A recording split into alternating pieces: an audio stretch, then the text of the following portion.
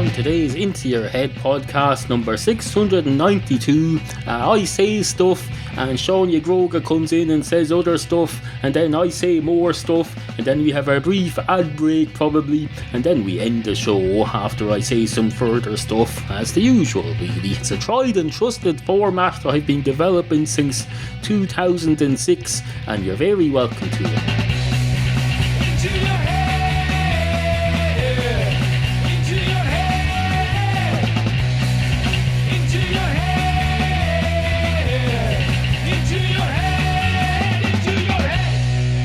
I've always been a great believer in the dictum quod ette ora variat, which, as you're no doubt fully aware, means ask not what this sentence means, ask instead what you can do with this sentence, what you can do with how you can manipulate and use this sentence, use the resources given to you and develop them into something. Don't be going, oh, that's a load of bollocks, that's a meaningless, useless pile of crap sentence. It may well be, but if you go on Masterchef Australia and they say, here's a tin of Tesco value chickpeas. Here's a lamb chop that's being marinated in cornflake juice. Cornflake juice being when you leave your cornflakes out with milk in them for a day, and then you drain off the milk and you put them in. You marinate the chops in that, and they say, make some. I know these ingredients are a pile of crap, but you're being challenged as a Masterchef Australia contestant, or a Masterchef UK or Ireland contestant for that matter, or Masterchef South Africa, or any of the other ones that we watch. Where was I? Oh yes, they give you those ingredients and say, here's your challenge, make something out of this crap. You don't say, that's a load of crap, I'm not doing anything with that. You would not, because then you'll get thrown out of the competition. They'll say, you don't deserve to be here, you lose, sir, you lose.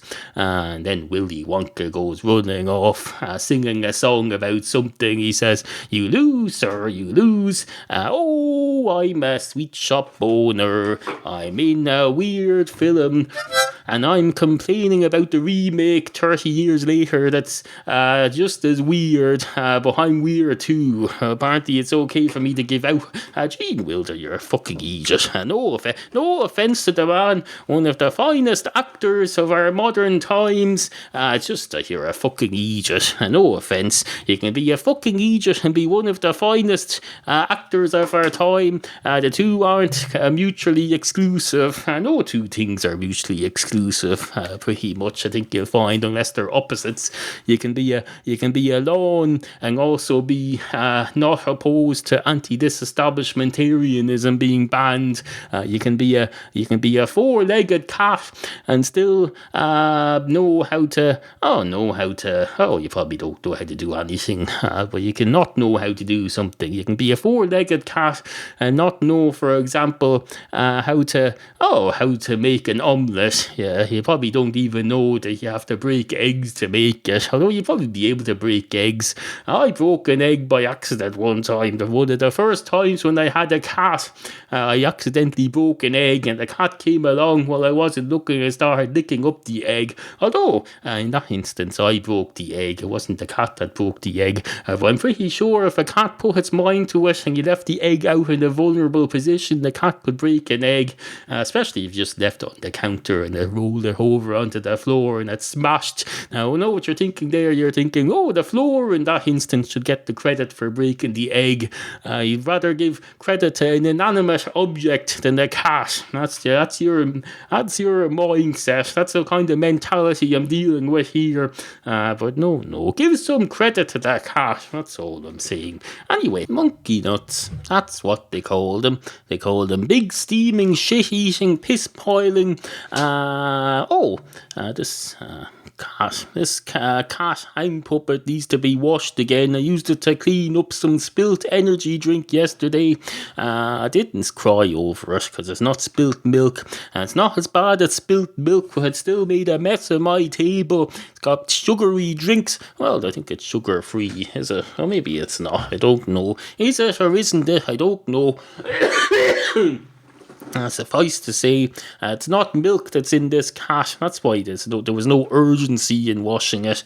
But no, I could do with a wash. It's filthy as be damned. And to be perfectly honest, if I'm honest with myself and with you, the listener, which I don't think I should need to be, half of this stuff is lies and it's still entertaining or stimulating in some way. But if I am being honest with you, this cat puppet isn't being used for the purpose with which it was originally brought into this studio for. It was originally meant to be a replacement character for Glenn Acton, the dead into-your-head fictional junior announcer who I fictionally murdered in cold blood in April of last year. This was supposed to be a replacement, but no, that never. Turns out I didn't need a replacement. You don't need to replace. If he needed to be replaced, I wouldn't have murdered him. No, I didn't murder him anyway. It's all fiction. It was all fiction for the purposes of entertainment and filler. Entertainment and or filler. At some point last year, I decided, I don't know what I'm going to do with the rest of this episode. Maybe I'll say that I fictionally, brutally murdered Glenn Acton. So I did. I did indeed. And to be perfectly honest, I may or may not be regretting it now. I don't know. When it suits me, I'll say I'm regretting it. And when it doesn't suit me, I'll say that I am. That's the thing with fiction. You can do whatever you like. Same happened with JR in Dallas. They said, we shouldn't have killed... Oh no, that was the other fella. We shouldn't have killed him. We'll bring him back. And then they had JR shot. And then they brought him back. And then they brought him back a couple of years ago for the new thing. And then he died in real life. So they had to kill him in fictional life as well. They had to say the actor's dead, so you have to kill off his earthly remains in the form of this character as well. Apparently, that's the thing with these freaking producers. They say, the actor's dead. It never occurs to them that the whole idea of acting is that you pretend to be someone else. You could easily get in another actor, any actor who's worth his salt and has learned his profession properly could play the dead fella who used to play the actor, who used to play J.R., or they could skip the middleman and just play J.R. direct. There's two ways of going about this. You get a new actor in to play the fella who died, he used to play J.R., or you can get a new actor in to play J.R. directly, and if they're doing their job properly and seamlessly, you don't even notice which it is they're doing. These are just different methods of acting. It's all the same. It'll be all the same in 100 years. We'll be all dead and buried and gone to America. That's what my mother used to say. She's still alive. I say she used to say. She's still alive. She just doesn't say that anymore. She knows when she's used up her proverbs and she has to move on to something else. You can't be saying the same thing every day, year after year for the rest of your life. No. She had a phase in her life when she used to say that, and now she's moved on to another phase where she says different stuff. Because otherwise, who are we as human beings if we don't move on to new things?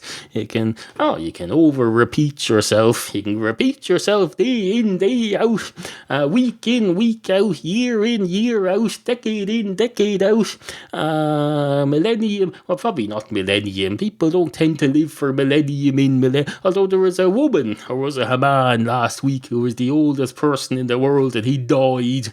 And then they brought in a new oldest person in the world, and they either going to bring in another. It's all perpetual. It's the circle of life. As soon as the oldest person in the world dies, they find another one to come in and replace them. We're all replaceable. Never forget that. We're all replaceable. JR or no JR, you can replace anyone. You can replace anyone with another person or with another being. We replaced all the dinosaurs with people. Where are you now, dinosaurs, with your big growl? You may well be able to scare people in your own time, but you don't scare us because you're not here. You're in the past. There's a barrier of time between you and us, so we're safe until such time as the dinosaurs invent time travel and come forward and then scare the crap out of us, in which case we're all fucked. But let's not go worrying about that. You can't be worrying about everything that hasn't happened. There's enough things that are happening to worry about without worrying about things that have happened. Anyway, on with the show.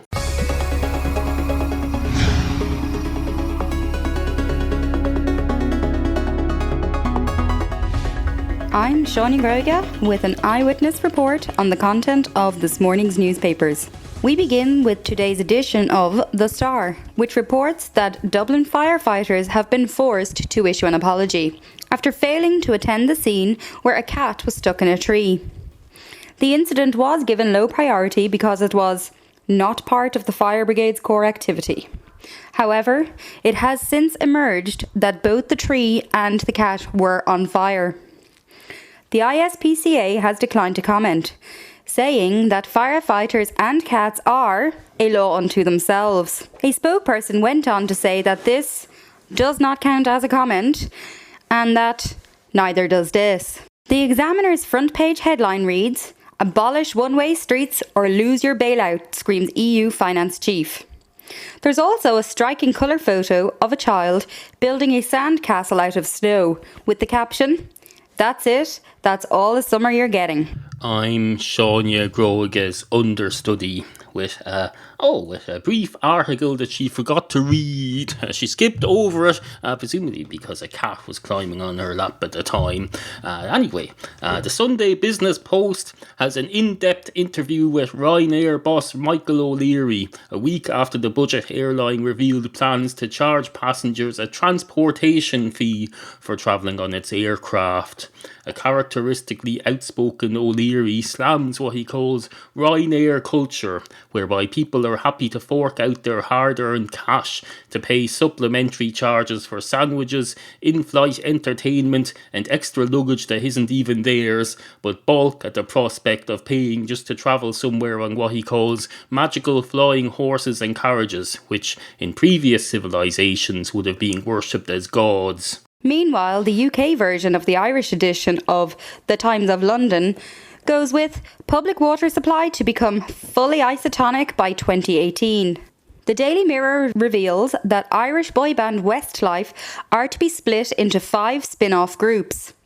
Manager Louis Walsh hopes that the move, inspired by the reproductive system of the amoeba, will spawn the growth of 5 fully developed Westlives. The paper also reports that Pope Francis is about to publish his first encyclical in which he will call for a return to traditional values of pounds, shillings and pence. The Irish Independent, meanwhile, reports that bus drivers are once again threatening all-out strike action. This time, the dispute revolves around an alleged dirty tricks campaign by public transport management. The union claims that rear-view mirrors are being surreptitiously replaced with half of mirrors-style trick glass in an attempt to erode driver self-esteem. The Minister for Transport has expressed deep disappointment at the state of the world in general.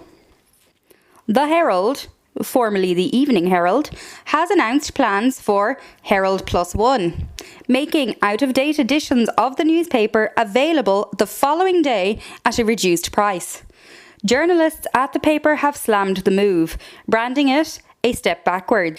In other newsprint industry news, today's Irish Times leads with a front-page editorial about yesterday's Irish Times, which contained a scathing report alleging that there's a culture of wastage and duplication of work at the Irish Times. The newspaper strenuously denies the charges. Meanwhile, free tabloid Metro AM has indicated that it intends to publish its entire newspaper on billboards every morning in high population areas. I'm Sháinne Greoige, and that's what the newspapers would look like today if you were to purchase an abridged audiobook edition of each one. Don't forget to join me tonight on television for Sháinne Spouts, when I'll be asking whether illegal drugs should be banned. But for now, a very good evening to you.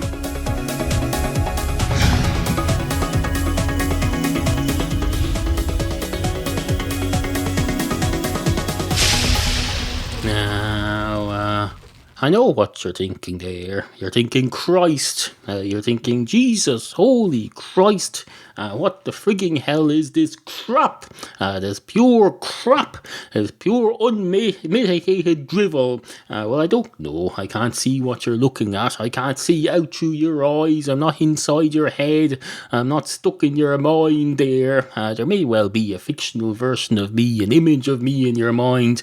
But that's not me. I'm not really there. I'm nothing but a hologram that's being created by your mind, and I can't speak on behalf of some hologram over which I've no control or responsibility. So don't be putting it all on me. I'm not responsible for thoughts that happen in your head, nor am I interested in them. I've no interest in knowing what you're thinking. The fact that I do know what you're thinking, which if we're honest we don't, but the fact that I do know what you're thinking is purely fictional. It's like something I created in my mind, the idea that I know what you're thinking, and I know damn well it's fake, so it's not very convincing, even to me. And if my own thoughts are not even convincing to me, then they're damn sure to Christ as hell not convincing to you either. So it would be perfectly understanding if you were thinking that this was a load of crap, because technically it is. We just argued that it is, but the argument itself is the thing that's of interest. I managed to, over 90 seconds, I managed to explain scientifically my arguments for why you're thinking that this is a pile of crap, which I think is an achievement. Call me old-fashioned. If Professor Stephen Hawking came along with something like this, he'd say, oh, isn't he great? With the no legs and the no voice, and he's still able to think. He's able to use his brain to think about stuff, and he comes up with these masterpieces of thought. And you'd say, oh, isn't he great? But no, because I'm not Professor Stephen Hawking, you put less credit towards me. You think, oh, it's just some fella on a podcast. What does he know? He hasn't written a brief history of time. If you're writing a brief history of time, incidentally, Professor Hawking, if that's your real name, if you're writing a brief history of time, then you're interfering with the space-time continuum. Any history of time should be written in real time.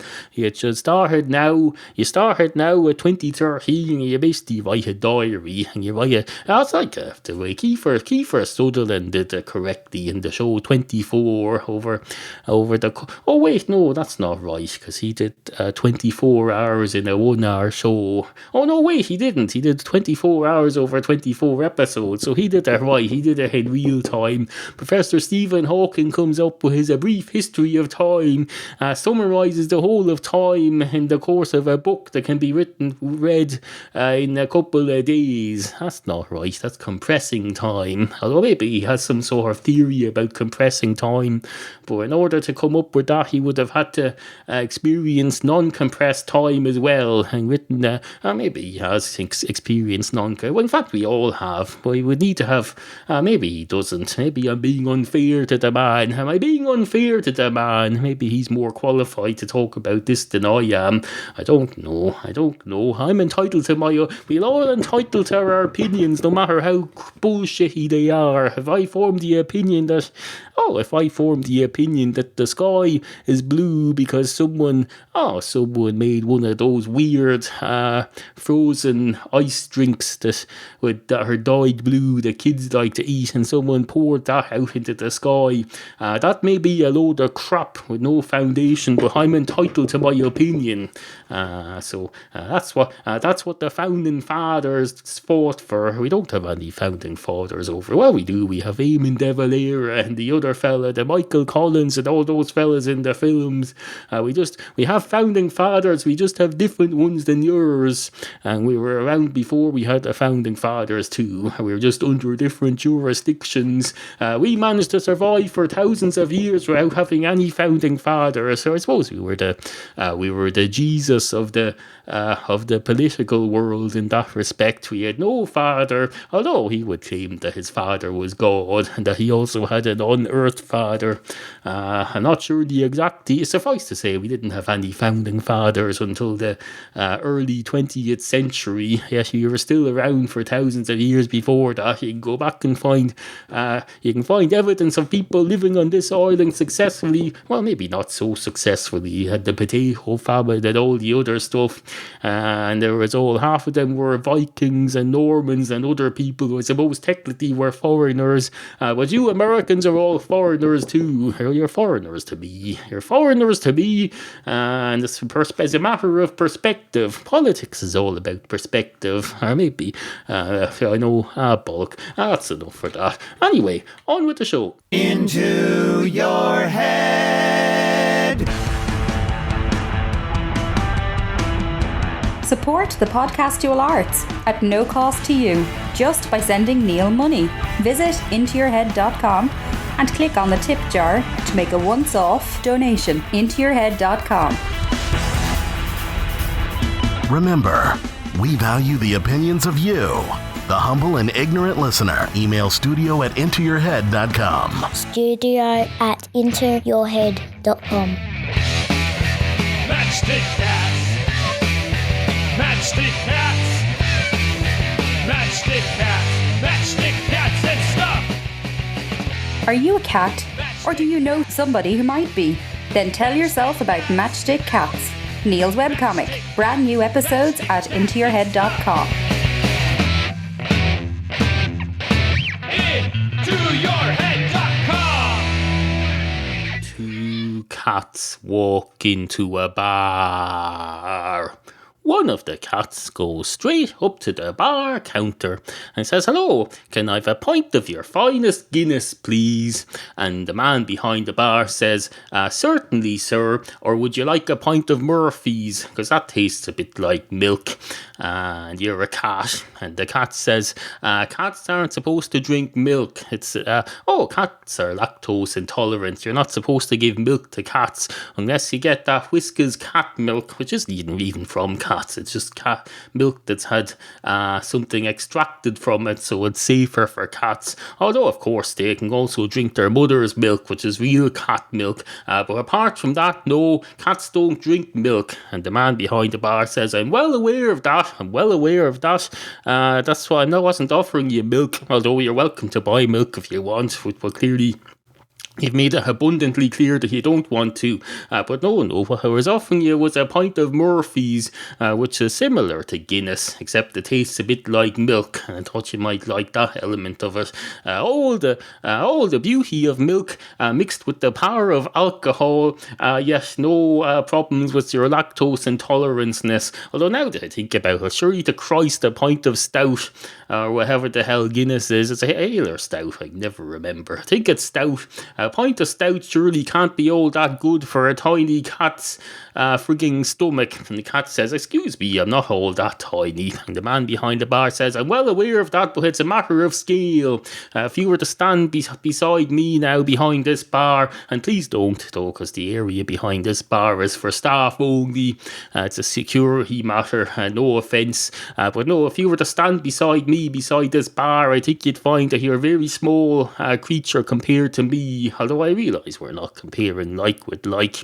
There's probably a planet somewhere billions of light years away where it's people exactly the same as us, except they're made to a different scale. All their trees are 10% the size of ours, and the people are 10% the size of ours, and the houses are 10% the size of ours, and the planet is 10% the size of ours. But it makes no difference to them. It's a matter of scale. The scale doesn't matter as long as you never come into contact with the stuff that's built to another scale. Although, what would they make of the sun? Maybe they're so far away from the sun, or wherever their sun is, that has, because it's a smaller place, the sun is comparatively bigger in relation to their Earth than the sun is in relation to ours.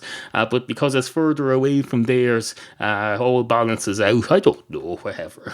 Can't get my head around all this. I'm a freaking barman. I've spent many years honing my craft as one of the finest barmen in the country. Doesn't mean I know all about astrology and astronomy or whatever. Are you a Capricorn? You probably are. And the cat says, "I am indeed a Capricorn. How did you know?" And the man behind the bar taps his head and says, "Oh, it's all in there. It's all in there in my head. I spend my days while I'm waiting for the first customer to come in, which doesn't usually happen till late afternoon.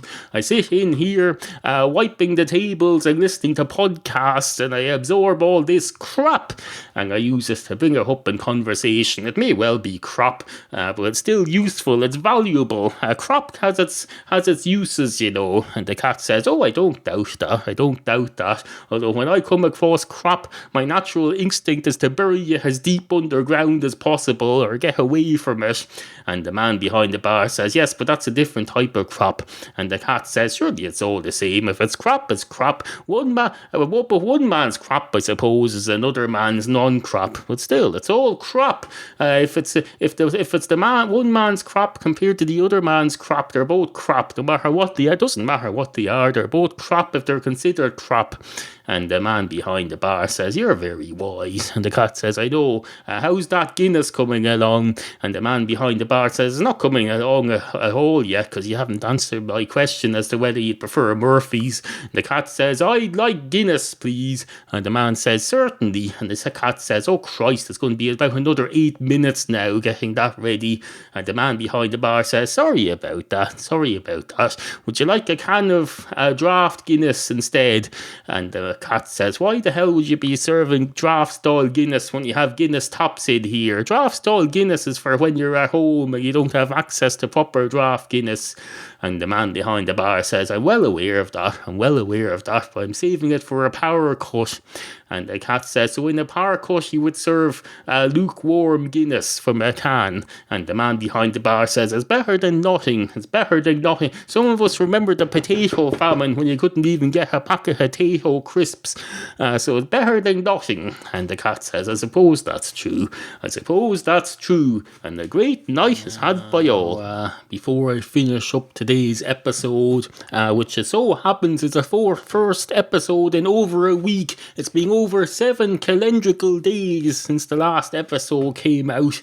Wasn't in the mood. Had a go at it last Friday. Had a failed episode, which you can hear on the free extras and reruns feed. It's not called failed episode. It's called new : something.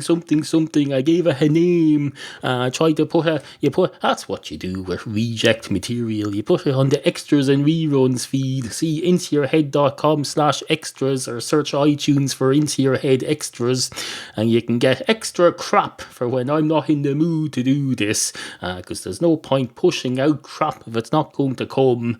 Although if it hasn't come for over a week, then if it's the case of your body, then maybe you should try and push it out or get medical help or something, because you can't leave it in there forever. Fortunately, the same isn't true of podcasting. When you're not in the mood to do it, or it's not working, you take a break and you come back to it, and then you start afresh. That's what I did. That's why I went a whole week without giving you any free entertainment. Well, it's free to those of you who don't pay for it. It's not free to those of you who do pay for it, and thank you very much to those who support it in those ways. Suffice to say, since this is the first episode in over 7 days, I thought I'd end by saying, something worth saying. It doesn't seem to be working though. Well, we end with a song instead. We might as well. Let's see. Get my bongos and my harmonica. Does the big bongo go on the left, or does the little bongo go on the left? Or does the little bongo only look little because it's beside a bigger one? Maybe this is a huge bongo in real terms. I don't know, because I have nothing to measure it against except this harmonica. If you measure these bongos against this harmonica, then these bongos are absolutely fucking gigantic. But that's not how scale works. Anyway, suffice to say...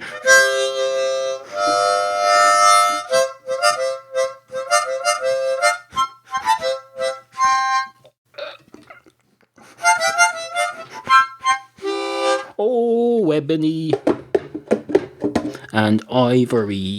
Oh, are these bongos? Are the top of these bongos ivory? Or at least ivory coloured? They look like the ivory key. So that's appropriate. I have a harmonica and an ivory thing, so I can do ebony and ivory a la Stevie Wonder and the other fella. Although the other fella, was he more of a piano fella, or no, he was a bass guitar. It doesn't really matter, it probably does. These things, in the end, you realise when you think about them for a while, such as for your whole life, after about 7 or 8 decades of thinking of them, you come to the conclusion eventually that they don't matter. Fortunately, we get 7 or 8 decades usually to think about them, so we've enough time to come to that conclusion. If we only had a few years, then we wouldn't have time to come to the conclusion. Back in the old days, when people only lived till their 20s, they didn't have time to come to the realisation that this was unimportant. But it didn't really matter then, because they were busy fighting catching brontosauruses and woolly mammoths for breakfast. They didn't have time to think about whether pop culture icons were important. They didn't have any either, so that's probably why. I don't know. Anyway, suffice to say, good morning.